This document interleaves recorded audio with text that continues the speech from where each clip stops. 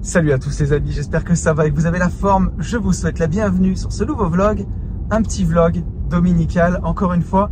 Sauf que là, on n'est pas dimanche matin, c'est pas la balade de la semaine. On va faire un petit vlog qui va changer un peu les sujets habituels. On va pas parler d'investissement, quoique.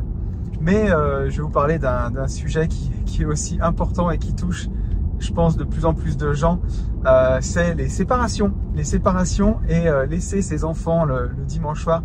Je trouve que c'est un sujet important parce que dans Une vie de liberté, dans le podcast, c'est des questions qu'on m'a énormément posées. Comme les gens le savent, moi aujourd'hui je suis séparé de la maman de mes enfants. Donc aujourd'hui j'ai une vie de famille, j'ai une compagne, je suis très heureux, ça fait des années maintenant. Mais j'ai mes enfants une semaine sur deux. Donc voilà, et il y a beaucoup de papas ou de mamans qui sont comme moi à voir leurs enfants une semaine sur deux. Alors c'est pas tant que ça. Il y a beaucoup de papas qui ont leurs enfants un week-end sur deux.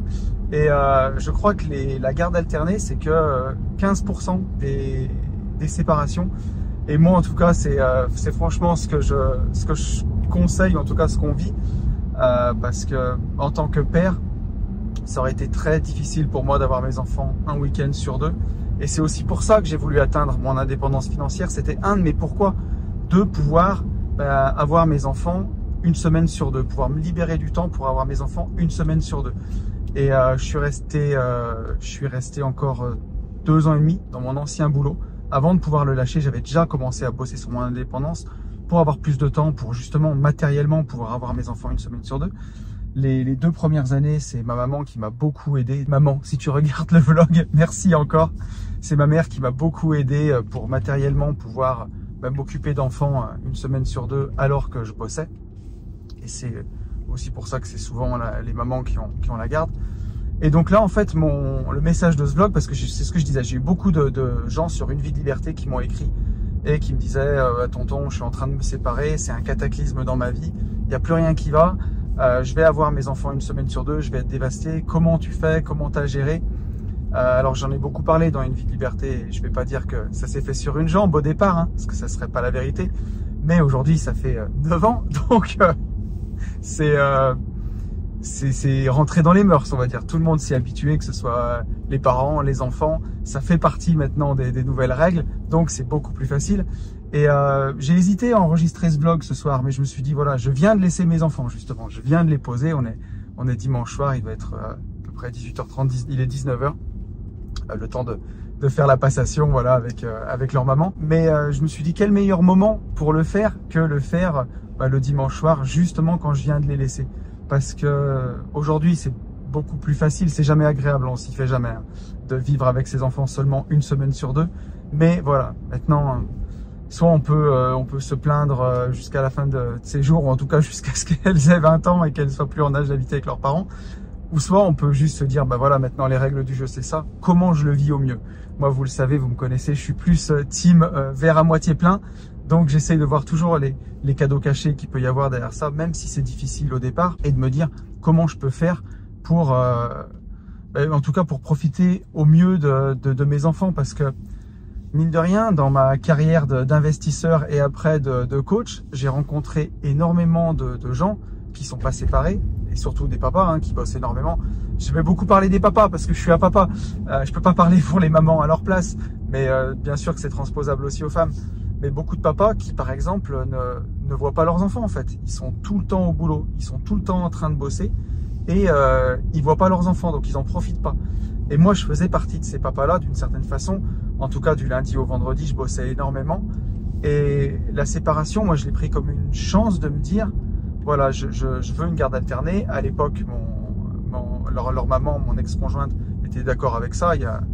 On a eu la chance d'avoir une séparation qui s'est extrêmement bien passée, avec une très bonne intelligence, voilà comment on dit. Et moi j'ai choisi de voir ça aussi comme une chance de me dire, voilà, ok, maintenant je les aurai plus qu'une semaine sur deux.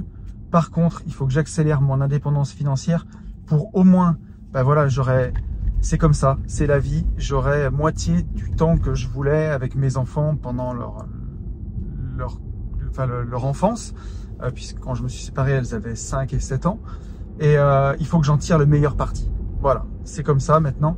Et quelque part, peut-être que si je m'étais pas séparé, j'aurais pas profité de mes enfants comme finalement j'en ai profité là. Parce que l'idée, donc je le disais, j'ai reçu des messages de papa et de maman qui me disaient c'est un cataclysme, je sais pas comment faire. Voilà en tout cas moi comment je gérais à l'époque.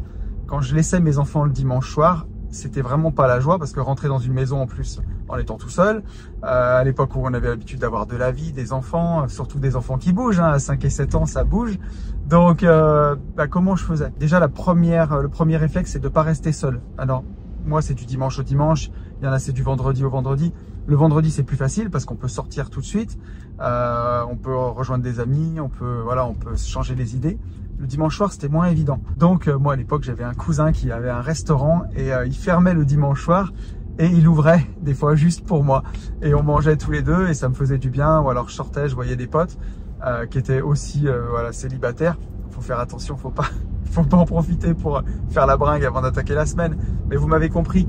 L'idée c'était pas longtemps forcément, mais juste après j'avais mon rituel et je voyais mes potes pendant 1 heure, 1 heure et demie, juste pour me changer les idées et pas rentrer tout de suite à la maison et pas avoir ce moment un peu difficile derrière du manque de ses enfants. Donc ça c'était ce qui m'aidait vraiment à franchir le cap tout de suite.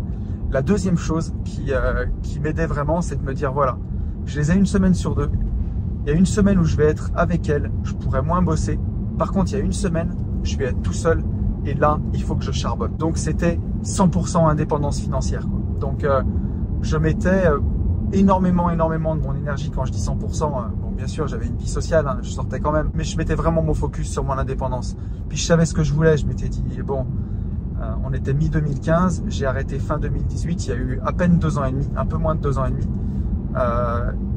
Mon plan était déjà bien entamé, mais je voulais pouvoir emmener mes enfants à l'école, manger avec elles le midi, les récupérer le soir. J'ai eu la chance d'avoir ma maman, mais bon, on peut aussi prendre une nounou, on peut toujours trouver des solutions.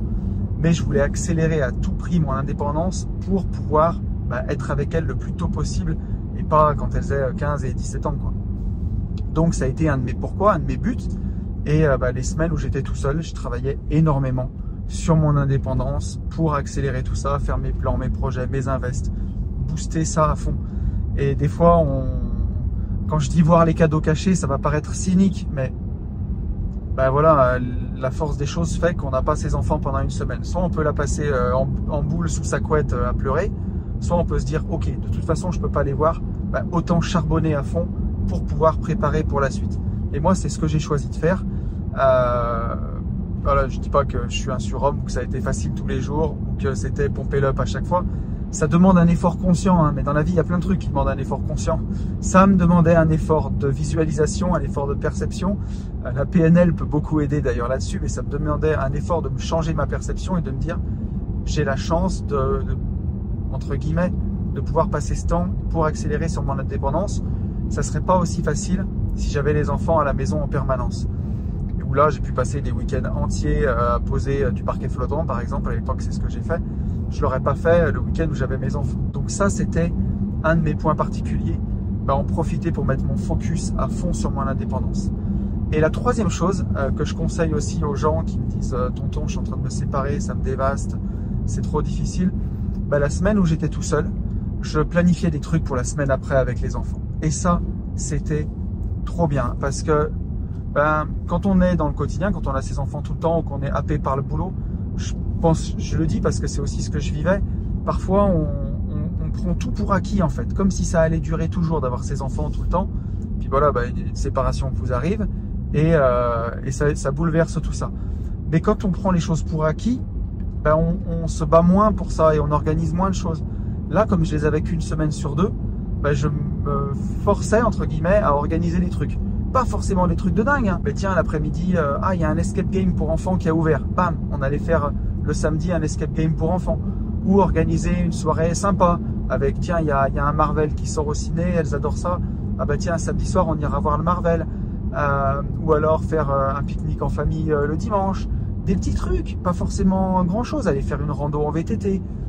Je ne dis pas de les emmener dans un palace tous les week-ends ou de les emmener au Club Med. Vos enfants, c'est pas ça. Mais je faisais vraiment un effort de planifier des trucs. On avait fait une nuit, on avait dormi dans des cabanes. On avait fait une nuit, on était parti dans le Puy-de-Dôme, manger dans une auberge. C'est rien, mais c'est l'aventure, quoi. Et surtout avec des petits enfants. C'est des trucs, ça coûte pas cher et on peut passer vraiment des moments exceptionnels. Et ça, c'était quelque chose qui m'aidait aussi à supporter la semaine où j'allais être tout seul, en me disant je planifie pour la semaine d'après pour qu'on ait des trucs cool à faire, pour qu'on profite ensemble. Et c'est quelque chose, j'ai jamais perdu ça, d'ailleurs j'ai toujours continué. Typiquement en début d'année, ce que je fais, c'est que je prends l'emploi du temps scolaire et je me bloque toutes les semaines de vacances où j'ai mes enfants. Et ça, je le fais vraiment dès la rentrée de septembre, en fait, sur la fin d'année et l'année d'après, de bloquer les semaines pour pas me retrouver avec un rendez-vous notaire sur une semaine de vacances où j'ai les enfants, où j'ai pas fait attention. Comme ça, systématiquement, on n'est pas obligé de partir, mais aujourd'hui, on peut partir plus, donc on part. Mais je bloque ces semaines pour qu'on puisse partir en vacances. Et au moins, ça fait vraiment des moments privilégiés. Donc, ça, je trouve que c'était un bon tips. Après, malheureusement, il y a pas de miracle. Il y aura des moments plus faciles que d'autres. Il y aura des moments plus difficiles que d'autres. Je vais pas vous mentir. Voilà, moi, ça a pas toujours été simple. Mais avec ces petites techniques-là, ça facilitait les choses. Et au moins, j'avais ce but. Je me suis dit, voilà, mon indépendance, maintenant, il y a un compte à rebours qui se met en place. Même auparavant, parce que ça a été un des déclencheurs, cette séparation aussi, pour accélérer l'indépendance. Parce que mine de rien, je dis toujours que je l'ai atteint, je pense, autour de, si je reprends mes fichiers de gestion de patrimoine, autour de 2016, on y est déjà. Après, comme je travaillais en famille, c'est toujours plus compliqué de pouvoir quitter sa famille. Les fidèles du podcast le savent. Il y a pas mal d'autres paramètres qui rentrent en jeu, en tout cas. Mais enfin, vous savez tout. Et si vous vous retrouvez dans cette situation, malheureusement, parce que ça touche de plus en plus de monde, c'est un peu le mal de notre époque. Voilà. En tout cas, je suis la preuve vivante qu'on peut s'en sortir, qu'on peut avoir des enfants épanouis, qu'on peut faire ça en bonne intelligence et qu'on peut aussi, malgré tout, même si c'est qu'une semaine sur deux, même si c'est pas naturel et même si on s'en remet finalement jamais, voilà, je viens de laisser mes enfants il y a une demi-heure maintenant et ça va, j'ai quand même le sourire, je les ai laissés avec le sourire, ils sont aussi contents de retrouver leur maman, ils vont vivre aussi une semaine de leur côté et on va planifier des choses pour ce qui va suivre et voilà, ça peut bien se passer et ça peut aussi vous donner un moteur supplémentaire pour en profiter. Voilà. Vous avez moins de temps, mais c'est à nous d'en faire du temps de qualité. Voilà ce que je voulais vous dire dans ce vlog. Donc un vlog un peu différent, mine de rien, même si on a quand même parlé d'indépendance financière, parce que, encore une fois, moi, c'est ce qui m'a sauvé. Et si j'étais resté dans mon taf à 60 heures par semaine, c'est compliqué de s'occuper d'enfants et d'en profiter quand on taffe 60 heures par semaine. Ça aurait pas pu le faire, en fait, si j'avais pas démarré mon indépendance financière avant. Donc, voilà, une séparation, c'est déjà compliqué. Pas voir ses enfants, c'est déjà compliqué. Si on est marié et qu'il y a des histoires financières, c'est déjà compliqué. Quand on a son indépendance financière, ça enlève quand même de la merde. Et ça permet de, comment dirais-je, de rendre les choses un peu plus légères, peut-être. En tout cas, c'est ce qui s'est passé pour moi. Je vais vous laisser cette semaine. Avant tout ça, je voulais juste faire un petit rappel. Si vous êtes restés jusque-là, c'est que vous êtes des vrais, des fidèles. Le Mastermind Division Foncière qu'on a organisé avec Ben, on vous a fait la vidéo de présentation la semaine dernière. Il y a déjà 4 places qui sont parties. Donc, il reste plus que 4 places pour septembre. Un grand merci à ceux qui nous ont rejoints. Ça fait trop plaisir. Ceux qui veulent nous rejoindre, n'hésitez pas. Si vous avez envie de travailler, faire de la division foncière avec nous, l'apprendre à nos côtés, nous on adore partager, donc ce sera avec un grand plaisir qu'on fera ça ensemble. Ça va être encore un très bon moment. On sera ravis de vous accueillir. Et voilà, l'indépendance financière, faut pas trop attendre, faut la prendre dès que possible. Dans le monde dans lequel on vit quand même, c'est ce qui nous permet d'être un peu plus cool. Je vais vous laisser, je vous souhaite une très bonne fin de semaine. Je vous dis merci, vous pouvez mettre un petit like, un petit commentaire pour le référencement, ça fait plaisir. Vous abonner, activer la cloche, tous les trucs de youtubeurs, vous connaissez. Je vous souhaite une très bonne fin de semaine, je vous dis à plus. Salut!